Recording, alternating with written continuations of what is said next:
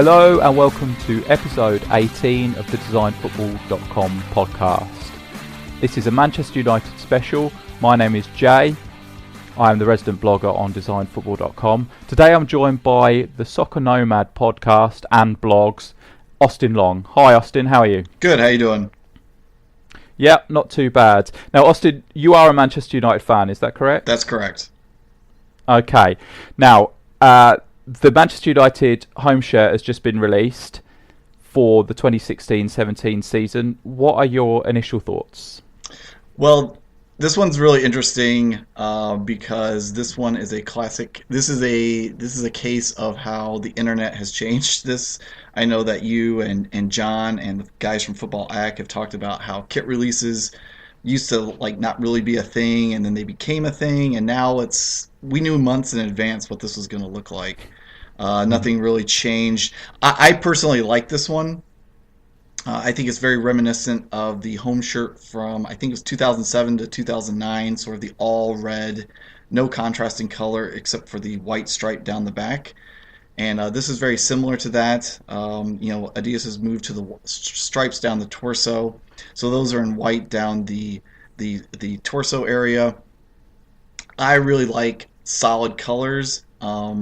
So I really like this one. The design elements at work on this one are, the big one I guess is that sort of hexagon shape that goes down the middle, and then of course the two-toned red colors. So those all work for me. The hexagon, they came up with, it's inspired by the B of the Manchester coat of arms. So I actually had to look that up. I had no idea. It's a bit of a stretch. They had to do something to divide the two colors. That's as good as anything, I guess. I would have liked to see maybe a little bit more contrast in the reds, because I really feel that, as the players perspire and run around the field, you really won't be able to tell a difference, and so it'll look all red anyway. But I like what they did. They didn't do anything crazy. Adidas, in my opinion, has been 2 for 2, so no real complaints from my end. Yeah, the half and half thing, and they have actually been honest about this. We've seen this half and half type shirt from Manchester United in recent seasons. We saw it a few years ago with a goalkeeper shirt during Van der Sar's time. There was a half and half shirt that they brought out, which is a nod to the old shirts. Now, either they're referencing the white and red that Manchester United wore about, say, 120 years ago, or it's a reference to what is known as the Newton Heath shirt, which is gold and green. And this is the strange thing for Manchester United to nod to, and they've actually been more open about it this time, because is there a little scroll on the back of the neck that says Newton Heath? Is that right? I believe they call it a plate, but yes, it's the words Newton Heath in all caps. It's framed in a sort of ornate rectangle. Okay, because for a lot of people, when you say Newton Heath, you think of I think it's the 1992 third shirt that was released, a very famous shirt. It was green and gold, meant to nod back to an early shirt. Before Manchester United became Manchester United, they were called Lancashire and Yorkshire Railway Company or something. They represented the railway workers, something along those lines. And supposedly back then, that team wore a green and gold shirt. There's some debate over whether it was a half and half green and gold shirt back then, but they certainly released one that nodded to it in 1992. Since then, there's been the Love United, Hate Glazer green and gold movement. So you see a lot of, certainly a few years ago, you saw a lot of Manchester United fans wearing green and gold scarves at the game. So it was almost, there was a divide from the fans who were supporting some sort of traditionalism in contrast with the commercialism of the modern club. But now it's like Manchester United are reclaiming that back. Is that something that you see in it as well?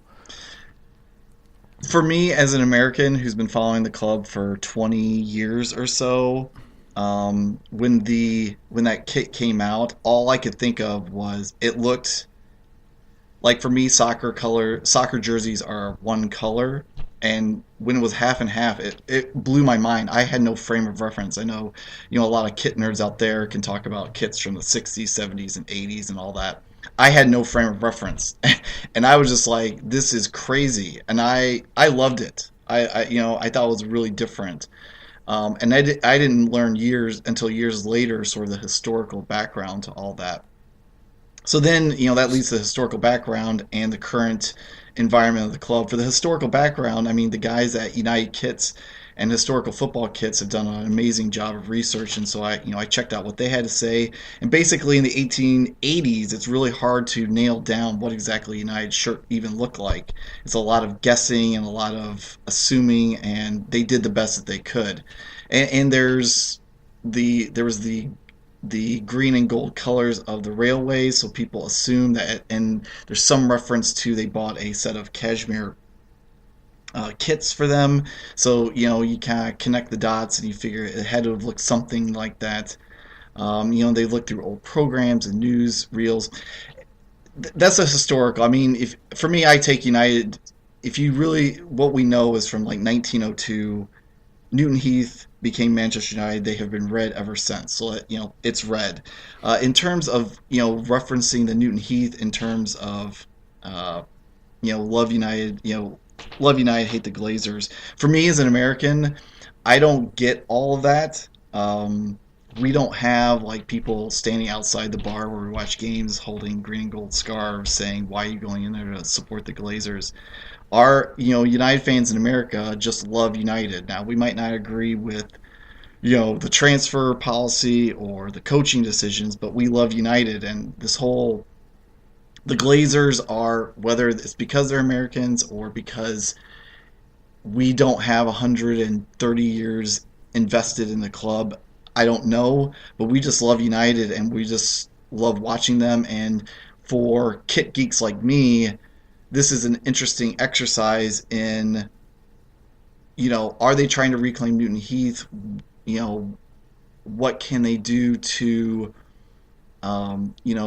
stay true to the past while making a good looking modern kit?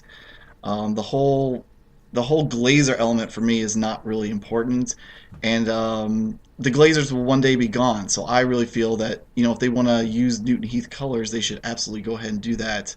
And because the Glazers will be gone one day, and the new owners could be good, bad, and different. So let's just make good looking kits is my overarching statement. Yeah, you do see a lot of fancy kits, and there were some counterfeit shirts released a few years ago that were in green and gold, and that seemed utterly ridiculous. You thought you would never see a green and gold shirt because of the backlash against the Glazers at the time. So the hierarchy would say to Nike as it was for a long period, you can't release a green and gold shirt. Those colours are really out of bounds for us. But they have, as I mentioned, there was the goalkeeper shirt, which had the half and half design, and now we're seeing it again, which is a reference to the past, is a reference to Newton Heath, but obviously steering clear of the green and gold in the palette. But the other elements to it, the hexagon thing. So my initial I didn't think this seriously, but France is nicknamed the hexagon, which based on the geographical shape of the country. So I wondered if it was maybe a way of welcoming back Paul Pogba, but that remains to be seen. But apparently not. It's a reference to the history of Manchester as a city. But I looked at the shirt, and this is ultra pedantic, but I looked at the hexagons in the middle. So you have one half which is quite dark, one half which is lighter, and then you have these kind of interlocking, offset in more ways than one, hexagons that run down the middle as a divider. Now the hexagons are all darker, aren't they? Yes. They're in the darker colour. Now that seems a little bit strange, because I thought you could have on the furthest away from the dark side hexagons, they could be dark maybe, and then the other ones could be light, and then it could create a dovetailing effect, how the two halves link together. But they haven't done that. They've done them all dark. But if you actually look very, very closely, the centre line that they've chosen to put these hexagons along is slightly off centre. Right. And it looks strange that you already got a bigger half because all the hexagons are darker, and then I think it's still too far over, and it looks a little bit strange. You can notice it when it joins to the sponsor, and you can notice it off the collar. Now, I don't understand how that happens. It's ultra pedantic, and you would need to look very, very closely. But how they've made that mistake is beyond me. For probably the most valuable football shirt in the world, I can't, or second to Real Madrid perhaps, I can't believe that that's actually happened. Is that noticeable to other people, or is it just me being particularly picky? To be honest, I sort of passed it. I sort of saw it in passing. It did not stand out to me. Now that you've really laid out, I can definitely see it. For me, I see what they did. I see, using your suggestion, I see how they could have done that. For me, it's not that big of a deal, and I think on TV when they're in motion and sweating, and I just don't think it's gonna be that big of a deal. Okay. But Yeah. I know a little bit about you, so I could see how that would bother you. Yeah, yeah. It's not the first time someone said to me to just get over it. It's probably not that big a deal, but yeah, it's going to cause me problems for the whole season to come. Not least because there's a dark side and a light side, and the Manchester United team managed by Jose Mourinho is all dark side as far as I'm concerned. So that's another problem with it. The other thing about this that I've it's interesting that they've chosen that design, because Adidas took over the contract last season, and there's a video on YouTube by someone called, or the channel I think is called Soccer Reviews for You, and it shows the Nike shirt that would have been released last season had Nike continued with Manchester United, so that it was in development and it was produced to a certain level. I don't know how mass produced it was, but it ended up in sports stores in America. It's small, probably sample items or something like that. And it is a half and half shirt. Have you noticed that? I know I've just dropped that on you. You might not have been aware of that, but is that something you were aware of? I wasn't. That's I would love to see that. Yeah, it's worth checking out. It does seem genuine. So Nike would have done that a season ahead. So it sounds to me then that maybe the directive has come from the club that they wanted to release a half and half shirt. If two manufacturers have done the same thing, that seems to me to be too much of a coincidence. So I think it's probably something that was being pushed by the marketing department of the club. Again, that might suggest trying to reclaim the history from the traditionalist fans who are anti-Glazer. I'm not sure. So that's the shirt more or less. Obviously, the Adidas stripes down the side, which was seen in Euro 2016. What other elements are there to the shirt? The shorts to the kit. Sorry, the shorts and socks. They're pretty standard, are they? Yeah, white shorts with red trim, so they will cut, the white stripes from the shirt will transition to red stripes on the shorts. I know that there was some consternation on the internet, especially about the Spain one where the yellows didn't quite match. But this one's a contrast. I like this. The socks, I love how, we can either talk about this now or later, but I love how they're using the Red Devil element of the crest. So that's right on the shin area, and they have like a black turnover with red trim. I love the socks. Adidas has done a really good job with the socks. I love them using this Red Devil there. Some of the fantasy kits that hopefully we can talk about have done that, and I think that I'd like to see a little more of that. But it's just a typical United kit: red shirt, white shorts, black socks. You mentioned the Spain kit there, because that is something I don't know if I'm the person who's been complaining about it on the internet, but there has been a lot of people talking about it. I think the yellow is the same. I think it's an optical illusion. It's part optical illusion caused by the contrast with whatever colour the yellow is mounted on top of. So obviously with the Spain shorts it's blue, with the shirt it's red. So it creates a different look. So it does look like on the shorts the yellow is Volt. I think the reason is, and it looked like that in matches, but when you look at the replica versions on the Adidas website, the yellows do seem to match. I think the what happened is they are heat transfer stripes, or a slightly different material stripes that are put on the shorts for the players, and I think the base color of the shorts shows through, which slightly tints the color of the stripes. That's my personal view. I don't think that it's mismatching. I think they were produced to match, rather than be slightly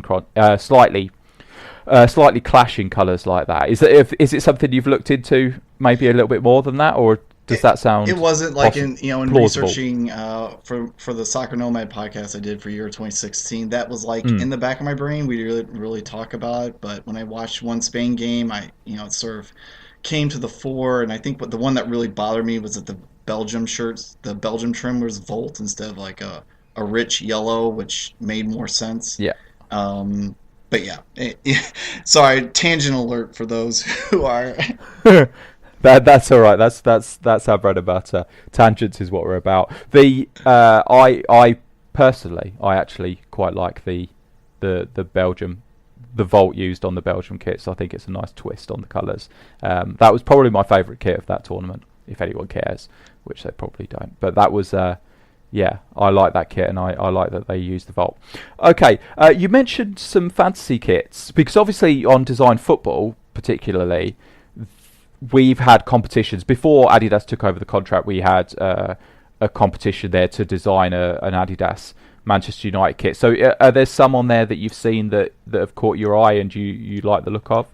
Yeah, you know, I was involved with you for the Atlanta United uh, fantasy, sort of mock up, and it opened my eyes to the possibilities and the possibilities of design, and then the possibility and the all the options on design football of people who are out there doing amazing things. So in preparation for this, I kind of dinked around and saw what other people are doing. Yeah, I mean, the thing with Adidas and Manchester United is that they have the background of the 80s, where there have been all of these, several of them iconic designs. There's lots of things that happened in the 80s that probably wouldn't happen now.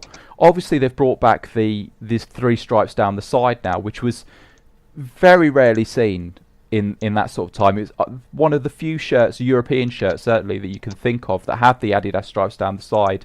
Back then was was it 1980 Manchester United away shirt that had it. So now you're seeing that come back. But there's a lot of elements that could be repeated from the 80s and 90s with those Manchester United kits. One of the patterns that I think it's the 1990 away shirt had, they brought back in last season's, I think probably the third kit, which was the black The and black one in orange the one, was it? chest area, and they also use it for the trim, that sort of hem of the home shirt. Yeah. So and it was a gradient pattern on the shorts, wasn't it, as well? Was that right? Yes, I'd rather So not talk that about that. I actually saw someone with them in the gym the other day. Sorry to bring up the fact I go to the gym. That doesn't. Please don't assume that means I'm hyper fit or anything like that. I'm not. But But yeah, yeah, so I yeah, saw those shorts saw wearing those shorts in the gym, and they were pretty good. I quite like them. They're as the sort of use multi-purpose element of the shorts. They're sort of beach shorts as well as being football shorts. So I quite like those yeah. things. Yeah, getting back to the design, the fancy designs. One. Let's see. I'm trying to find his name here.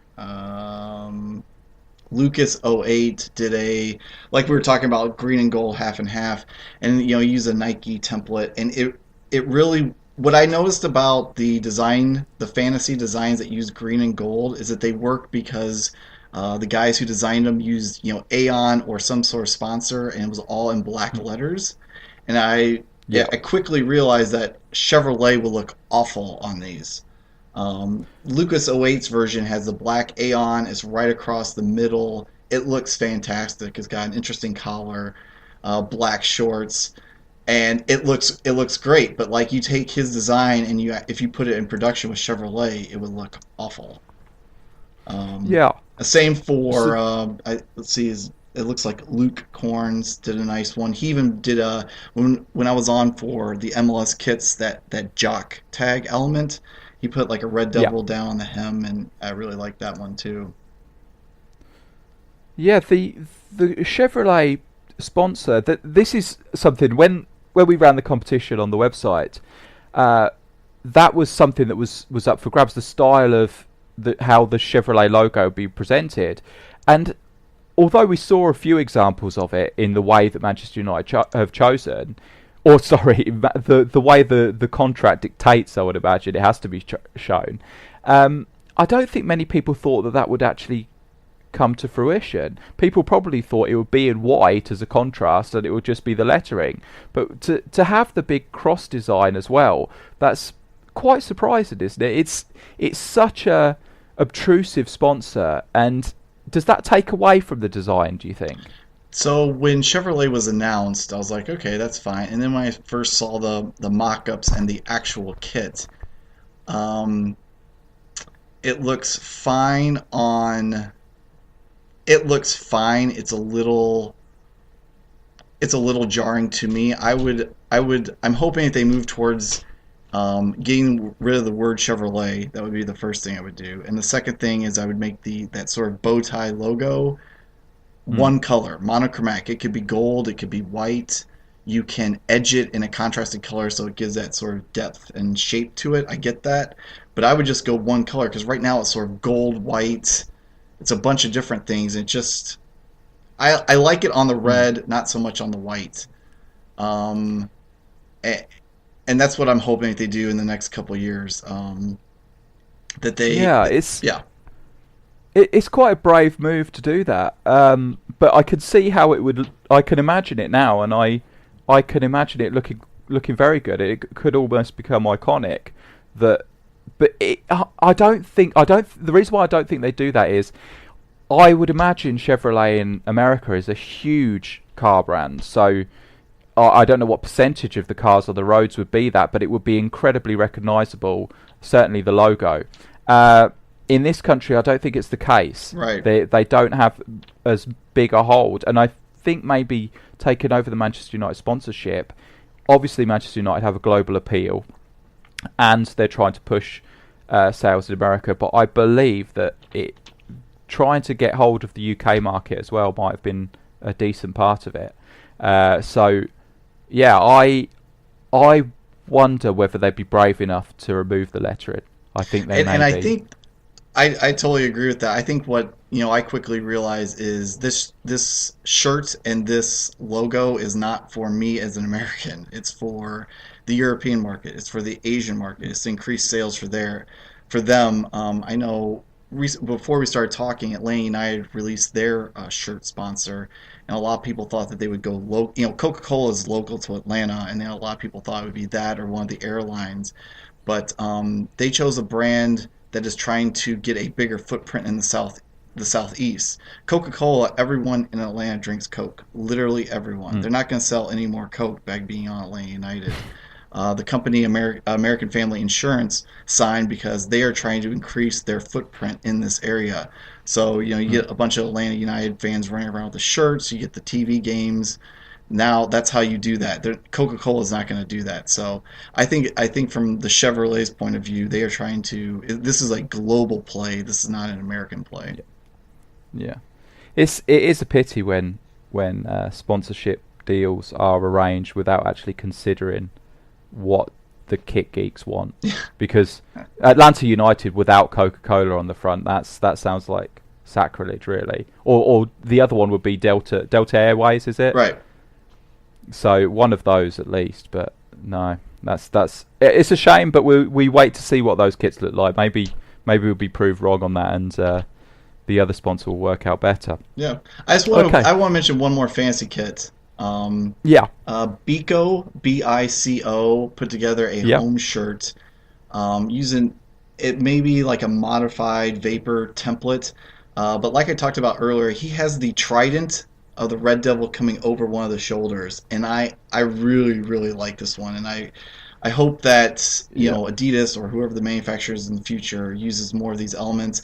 The full time Red Devils YouTube channel. Yep. Um, Yep.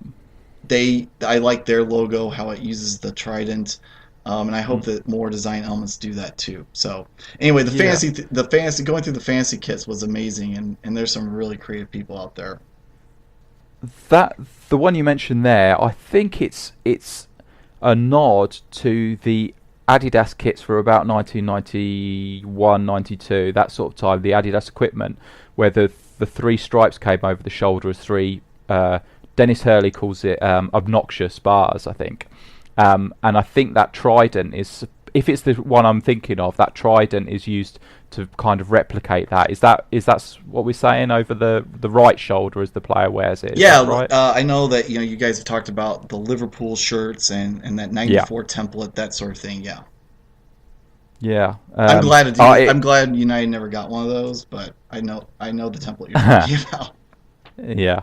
Well, I mean, that's the thing about Manchester United. They've had some fantastic kits. So as soon as Adidas stopped, and they were making great kits for them, one of the last kits they made, or one of the last shirts certainly that they made, was the 1991 European, the one-off shirt which they wore in the 1991 Cup Winners' Cup final.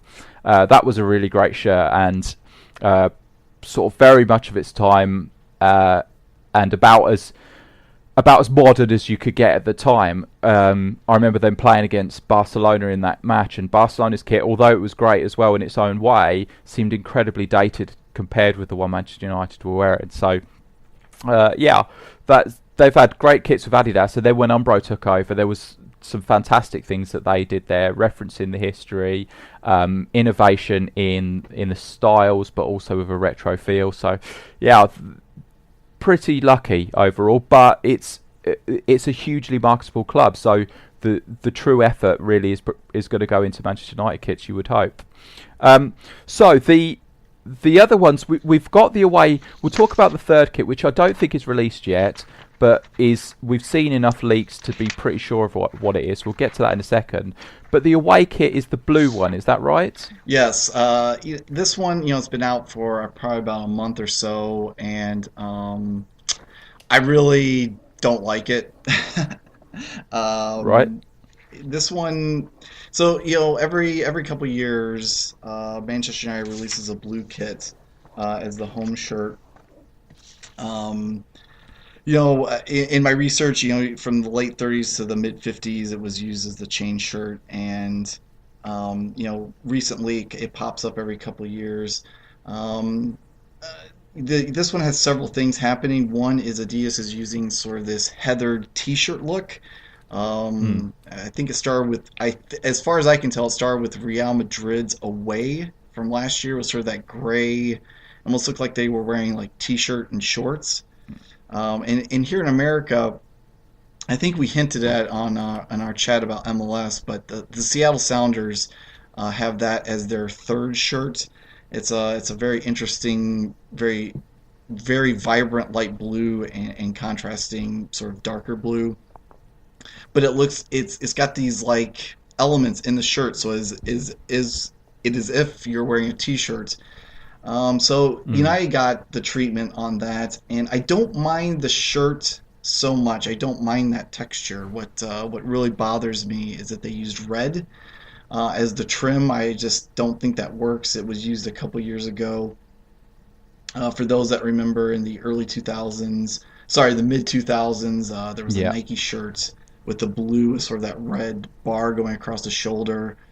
And I just didn't. I don't like the blue and the red. And this one's got like this really dark red. I feel it's kind of muddled. I'm interested to hear what you have to say, but it just it's the badge is this red, and it just gets lost in the shirt. I think that they should have used white, or I don't know. I would have done white. I think white Yeah. with the Adidas in white, the Manchester United badge in white, the Adidas stripes in white would have allowed it to pop and really look good. And then what really, really, really bothers me is that the shorts are a darker blue, and they just don't match. It just doesn't make sense. If you want to do all blue from, the 1968 European Cup final, that's great, and Yeah. I love that. The 2008 version I love. It's one of their best shirts. It's very simple, but this contrasting short color looks awful, and I'm not sure why they did it.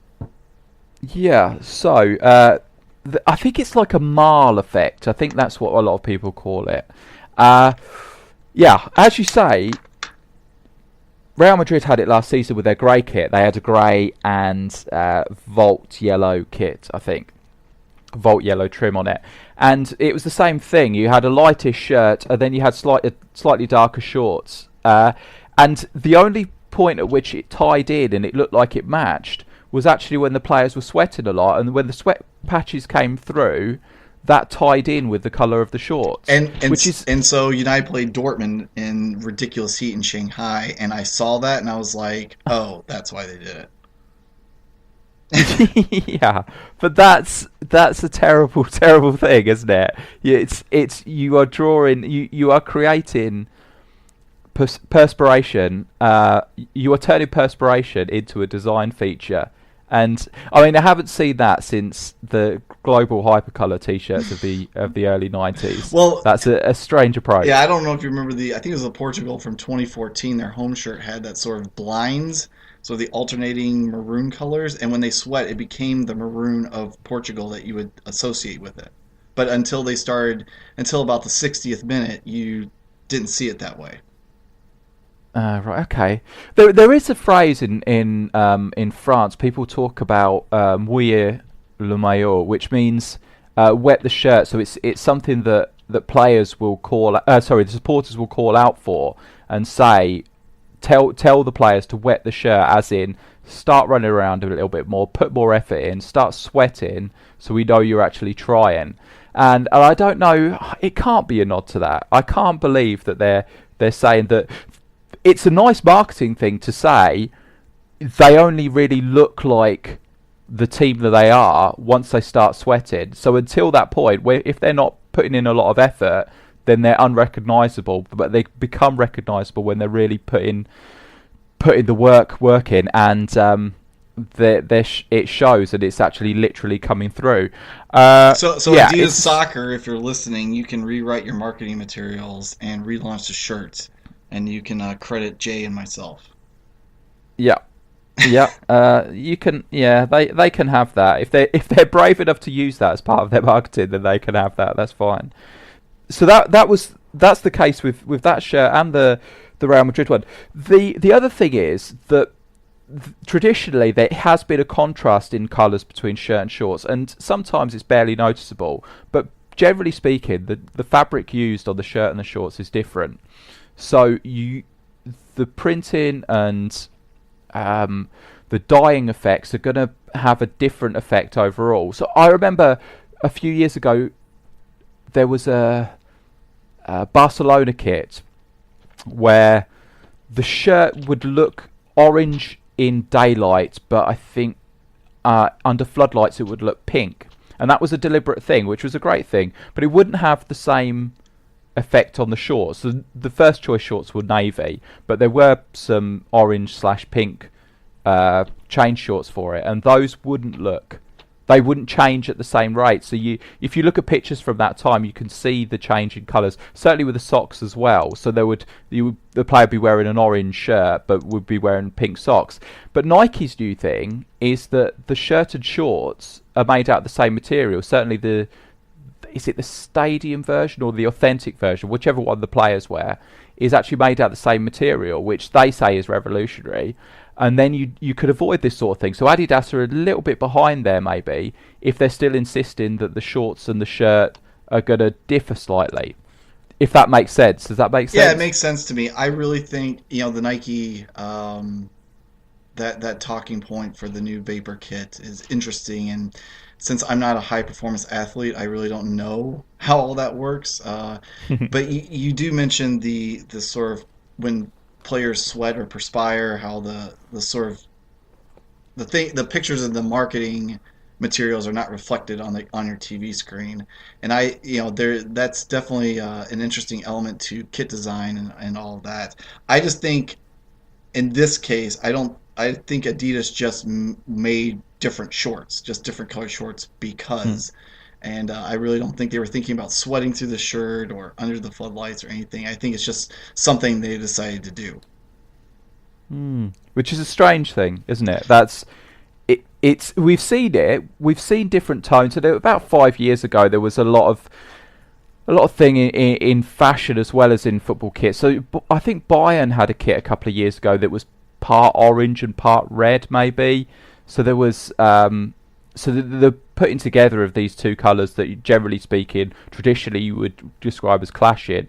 They called it colour blocking or something. I can't remember exactly what they called it, but it suddenly became in fashion to have clashing colours next to each other in these big blocks. Um, it doesn't seem to work on this on the Manchester United away kit, uh, and the red as well. Like you say, if you the only reason Manchester United wear blue is to nod to the '68 European Cup victory. So in that case, get something that is more faithful to that, and that certainly didn't have any red trim on it, as far as I remember. Correct. Uh, yeah, so it's sportswear. It's not necessarily Manchester United, I would say. Uh, yeah. So it's. Oh, sorry. The other thing regarding the Seattle Sounders. This is we talked a while back. I can't remember what number it was, but we talked about the MLS kits that came out earlier this year, and we talked about Seattle Sounders, and I talked about base layers as is my wont, and the thing is, the replica shirts and the player shirts for MLS kits are very, very different. And on that kit, one of them, I think it's the replica ones, the shirts are actually the sleeves of the shirt are actually a plain uh, are actually plain rather than the body of the shirt, which has that mole pattern. And you see things like that. They often have different collars as well on the shirt. Have you noticed that in MLS? Well, in terms of the authentic and the replica, yes. The venting elements and the logos are, not embroidered. They're, heat Hmm. transferred. Um, there was, I haven't seen it this year, but there was a collar one, and it's escaping me. But, um, oh, I know what it was. It was a Seattle for a couple years ago. They had the authentic that won the France. Those I forgot what you call it. Those the ones that make the body shape. Those sort of tape around the from the shoulder down to the hem. Tech fit. Tech fit. Thank you. I did see authentics of that, and I just like wow. Like it is a big difference. Hmm. And the weight is a big difference. I think that's the biggest thing I noticed when you go to if you go to a game, you go to the store and you just buy the replica, and then you see the authentic. It's the weight is the biggest Hmm. difference. In terms of design, I haven't seen. I mean, there was one a couple years ago, but recently, I mean, they look the same, but like I said, it's the weight and the sort of performance elements that are different. Yeah. Yeah, it's worth having a look through the individual stores of the MLS teams, because most of them will have both on sale. They'll have the authentic shirt, which would cost probably $50 more, and there it's sometimes it's genuinely part of the design is different. I don't really understand why, and I wonder whether there's a slightly different market research. It's probably how much it's going to cost to develop and how much it's going to cost to mass produce. But I wonder if there's a little bit of market research that goes in there and says, well, what's going to look great on TV and what's going to look great in the street, maybe. I don't know. It's just speculation, but sometimes they are so different. The two shirts, what is marketed as a maybe it's to say if you really want to look like the players on the pitch, then you have to pay that premium. Yep. Otherwise, you can have something that's a long way away from what's being worn on the pitch, and noticeably so. So it's interesting stuff. Anyway, okay, so that is the away kit done. Now the third kit, which isn't released, the describe it for me. You've seen the third kit, I take it. Yep. I would say it's a white shirt, and it takes this hexagons, uses it across the shoulder in, I would say, a dark gray or charcoal. And it kind of does this gradient thing on the shoulders. And then this color, this dark gray, is what's used for the Adidas stripes, the logos, and then the contrasting shorts. From the leaks, that we've seen so far, the darkness of the gray is in varying degrees. But I like it. I like the contrast. I think it's something very, it's something different, but not too radical. And then I'm interested to hear what you have to say about the hexagons on the shoulder. It's sort of interlocking. It's got the darkest gray is through the middle, and then it kind of fades out from there. Yeah, it gives off a kind of a snakeskin effect, doesn't it? It Well, seems like semi-reptilian, I would say. so yes, and that's where I was hoping you were gonna go because I was talking to someone on Twitter about that, and we were having a back and forth, and it is. When we were talking about the MLS shirts, the Philadelphia Union have a sort of a tannish khaki middle stripe, big thick stripe down the middle, and contrasting navy blue. And this year, part of their sort of their logo elements is a snake, so they did a fading snake skin through the khaki parts. And I really wish United had done, or Adidas had done that instead of this, because this one doesn't quite work. Yeah, I don't know if it's the intention because if I don't know why they would try to do that. I know. I mean, Warrior gave Liverpool some horrendous kits with all kinds of strange, almost tribal patterns on the sleeves, and that was terrible. But I don't know why it would happen with Manchester United. I would have thought that they would have a better narrative to what they do than to say, okay, well, a snakeskin's an interesting element. Yeah, I think it's It just. ties in. I think they accidentally got into it by trying to stay with this B hexagon tribute thing. I think they actually Yeah. it just happened on accident, and they were probably thinking, okay, we're going to use the hexagons, and we want to do a gradient. And so when you put the two of those together, they actually backed into a snakeskin. I don't think snakeskin was the the intention. No, no, but that is the result. And what you say about the Philadelphia Union shirt, I know it's the one you're talking about there, and that is fantastic. That's a great element to it. I don't know if we spoke about it when we did our podcast about it. I don't remember us talking about that. Maybe it was one that was released a little bit later, but that was fantastic. Uh, yeah. What colour are the shorts on this third kit then? So it's whatever gray that's eventually used. It's this gray. So you have a white shirt and contrasting dark Mm. gray shorts, with the badge on the front. Again, I like it. I haven't seen a full color, or excuse me, a full picture of the kit. I imagine the socks would be white, but they could be this gray charcoaly color. Um, but yeah, I mean, they needed with the red home and the blue change, they needed a white one, and so this is what we get. Yeah, that was always something that Alex Ferguson, I believe, insisted upon. He wanted a white change kit every season. So that's. I don't know if they've had it every season. I imagine they've had it every season, one way or another, since he left, either through carrying it over from the previous season, or releasing a new one. But yeah, Manchester United will always have white kits, I think, for the foreseeable future, or the option of wearing a white kit. Uh, yeah, I'm a little bit surprised at that. There is, as we've mentioned, there's so much to choose from in the past, and to create something entirely new. Well, there's nothing wrong with that necessarily, but to have something that goes away, that appears to go away from the theme, despite tying in with those hexagons on the sleeves, I'm not sure how popular that will be. It remains to be seen. Hugely popular compared with shirt sales of most other clubs and national teams on the planet, but whether it hits the true potential of a Manchester United kit. I don't know. Uh, yeah, so that's the three kits. I'm. Where are we with Adidas as things stand? Are we, as a Manchester United fan, would you say you're pleased with the output so far, or must try harder, or what? So far, both home kits have been home runs. Last year's away, which was a white with the the red Adidas stripes down the shoulder, really, really grew on me, and that's one that I might pick up, especially if I can find one with like the FA Cup.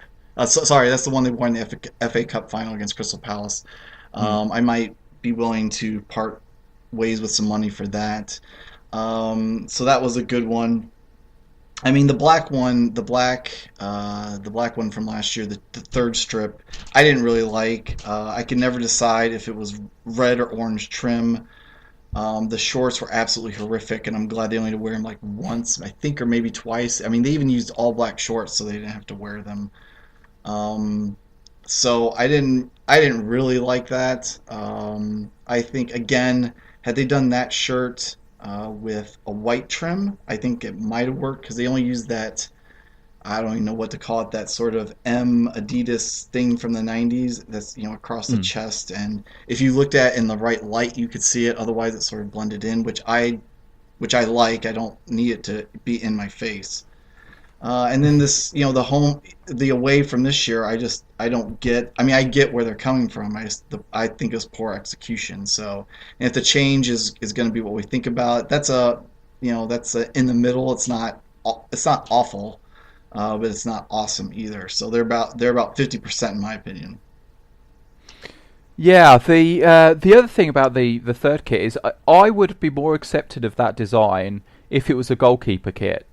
So Well, that shoulder that's pattern. what it looks like. All the MLS goalkeepers are wearing almost a variation of that. It's not a hexagon. I think it's a different geometric shape, but and it's shiny. I don't know.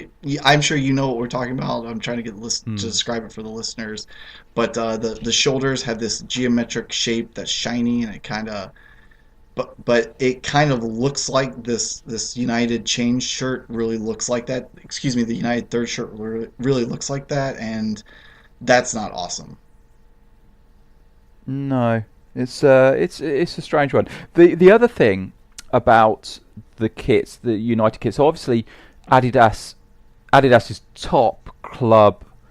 Well, Real Madrid and Manchester United are uh, the top teams in its stable, really. Perhaps there'll be an international team thrown in there, Germany or something, but they're really up there. So the misconception, I think, was that the top teams would get the torso stripes next this coming season in 2016-17 would get the torso stripes down the side, and the lesser teams might get a slightly older style or a more teamwear style where the stripes remain on the shoulders, but they've got the stripes on the shoulders of the away kit as well. Now, is that a cover at all bases sort of thing, or I'm a little bit surprised at that. I would have expected all three kits next season to utilise this new approach with the three stripes down the side, or maybe it's for visibility and they wanted at least one Manchester United shirt to have visible stripes when players are being interviewed after games or something. Do you have any feelings on that, or what do you prefer? Because the feeling is that this is a very much a temporary thing, and the shoulder and sleeve stripes will be returning sooner rather than later. Do you have a preference on that? Well, I like this new version, the stripes down the chest and torso. I prefer that. Mm. Because I like this clean. You just look at and you see it. Sort of look. You know, the Manchester United Adidas shirts from the mid '80s with that sort of thing, that design element that comes over the shoulder with no Adidas stripes. I love it. That's like one of my favorite ones because the Adidas stripes, it's too much. And I guess I don't know why it bothers me more than say the Kappa tape or the Hummel chevrons from years past, but the Adidas one is just too much. It's like I get that you're Adidas. I don't need the three stripes. But again, I understand why they do it. I think that they're doing the not all teams have it down the torso, and then the same team having it in different places. I think it's just to keep it. I don't think they want to commit to anything, so they just kind of do a little bit here and a little bit there. So that, it's not like a big design change, say in 5 years when they go back to the shoulders. I would much prefer it that way, a little bit here and there instead of always seeing the stripes always in the same place. Yeah. Now, the question now is: so you've had the home shirts, as you say, you're pretty happy with from the past 2 seasons. I know it's jumping the gun a little bit because the shirt's only just been released and we haven't even started the new season. But where do Adidas go from here for the following shirt? Do they dip into history again, or is there a wholly new approach that they could take with Manchester United? Yeah, that's something I've thought about. Like, what would I want to see? Nike really didn't do. So Nike was the manufacturer before Nike brought in the chevron. There's a red shirt with a black chevron, which is like a callback to like the early 1900s. Other than that, they use that gingham check the picnic blanket shirt, which is sort of the textile industry of Manchester.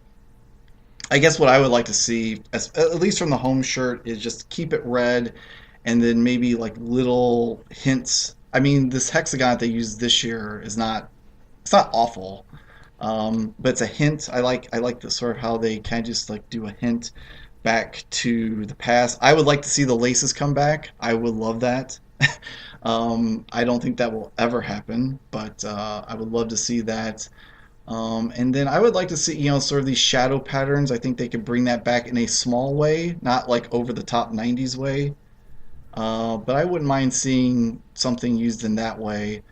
And then I guess for the for the change and the third, I would love to see a green and gold come back. I really thought, because there were leaks early where the green and gold was the leak, and everyone thought that was going to be it. So that's why I thought they were doing like a half and half red to do with that, to match the half and half or the green and gold. But that didn't quite happen. I thought they were going to try and make a set out of it, very, appeal to John Devlin types out there. But that didn't happen.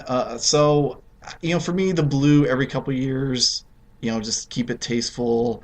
Same sorts of things that I said about the home. Keep it modern, maybe a hint to the past. White shirts. And like I said before, I think they need to start using more design elements from the crest. The ship, the devil, those sorts of things to kind of freshen it up instead of just being a red shirt or a blue shirt or a white shirt. Yeah, I wonder where they could go. You mentioned the chevron that Nike put on the shirt. That was an interesting way of doing things, because the shirt it actually refers to is a white shirt, I believe, with a red chevron, or a thin red chevron. I think that had the lace-up collar as well, that original one. Yeah, from the 1920s. 1920s, okay. So the centenary is around the year 2000, was it? When was when Manchester United became Manchester United? Yeah, so so they were founded as, they renamed as Manchester United in 1902. So the 100th anniversary kit was that reversible one. Yeah. Which I have, and I love that one. That was the away / third shirt. White on one side, gold on the other. That was the last Umbro kit.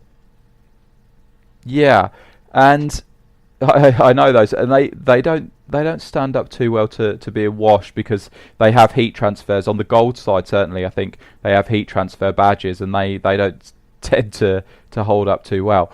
But the thing with Nike is the gingham thing was a little bit trying too hard to put something new on each season. So the gig and check type print on it, which it worked out okay because I don't think it was that noticeable. It wasn't that obtrusive, but it was a little bit desperate, I think.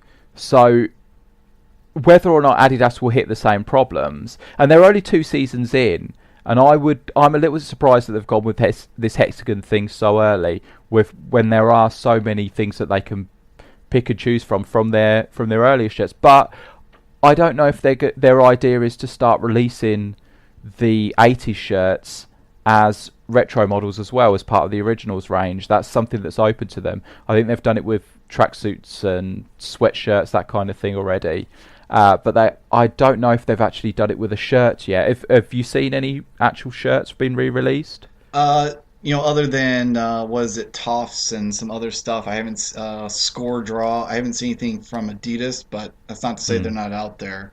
I think that they should keep those designs in the in their back pocket so that they could roll out a mid 80s version as the 2018 kit or something like that. I wouldn't mind seeing the sort of deep V-necks that they used this year, along with some modern elements, sort of what they did last year, sort of tweak that a little bit. But yeah, if they release, if they go whole 80s range, I think they're going to lose some design elements that for the future because they have a 10-year contract, so there's 8 more iterations to go. Yeah. So they're going to have to keep the ideas coming.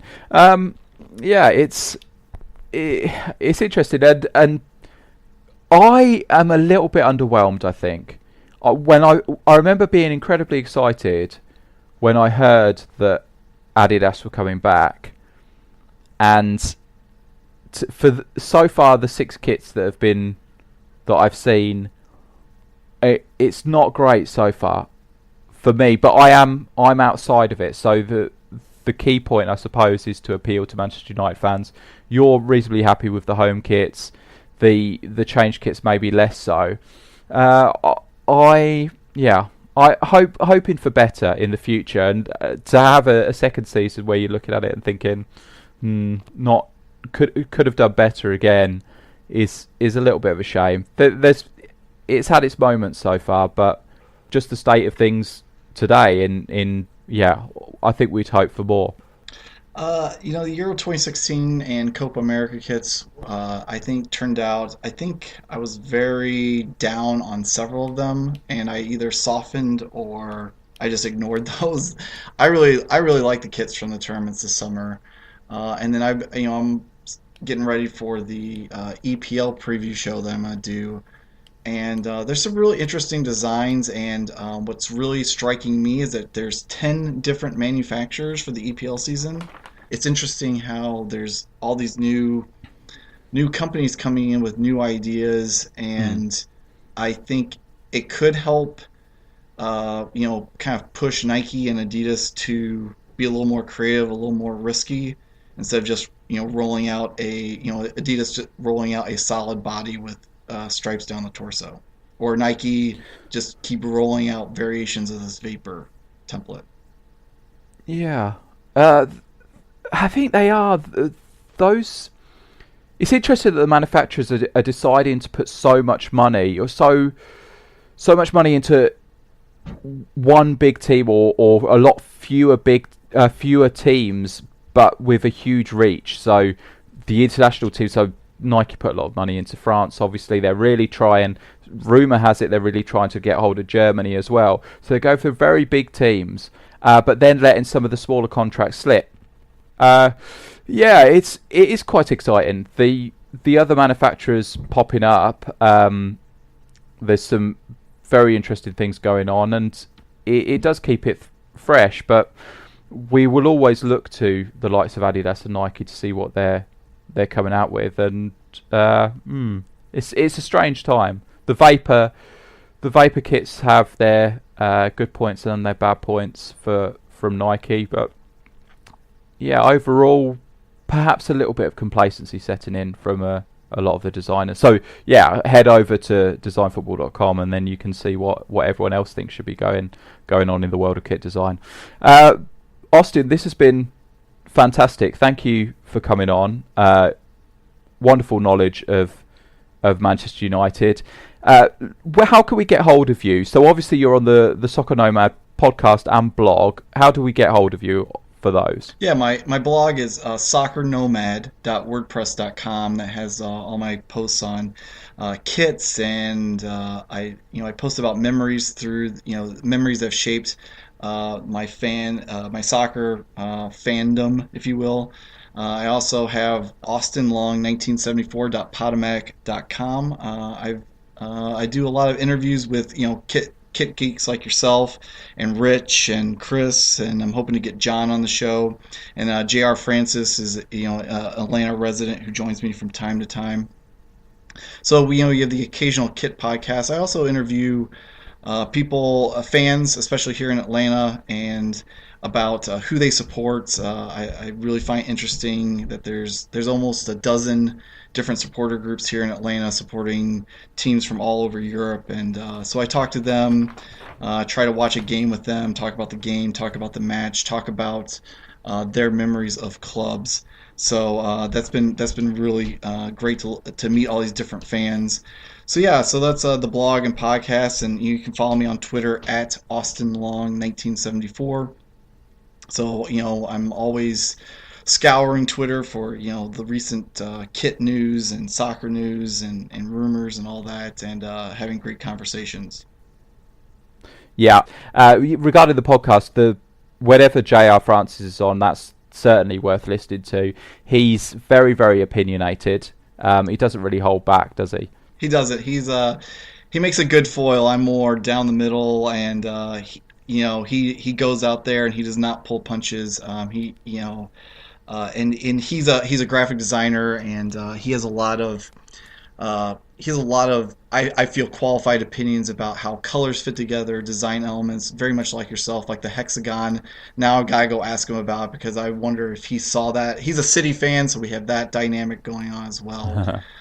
So we just have great conversations about kits. Excellent.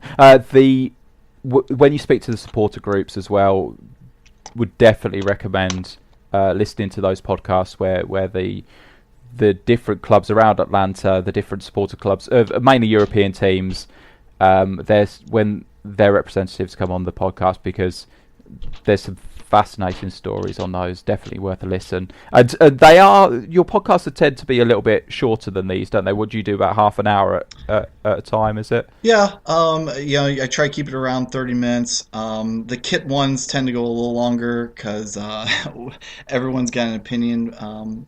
But yeah, I keep it short, and because I know people. I mean, I'm personally a big podcast listener, so I'm listening to podcasts all the time, so I can't listen to them all. But I try to keep it 30 minutes. Get to know some of the supporters, have them give a quick story, how you can find them, on social media and stuff. And it's just a quick conversation that and ideally I'll do second, third, fourth podcasts with these guys and really explore the groups and more of their members. Yeah, they're great listens, and obviously it's something that you don't need to dedicate a whole day to when you got them in these small chunks like that. So that's fantastic as well. Thank you so much, Austin. If you want to get hold of me, I'm J29ers on Twitter. There is Design Football on Twitter as well. There is designfootball.com on Facebook, and obviously the website, so visit there. Sign up if you haven't signed up.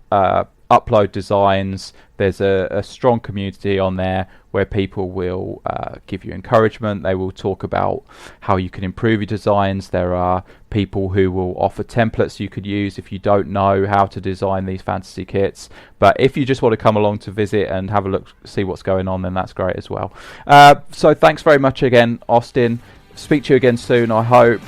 And there'll be another podcast on its way very, very soon. Thanks very much. Bye-bye.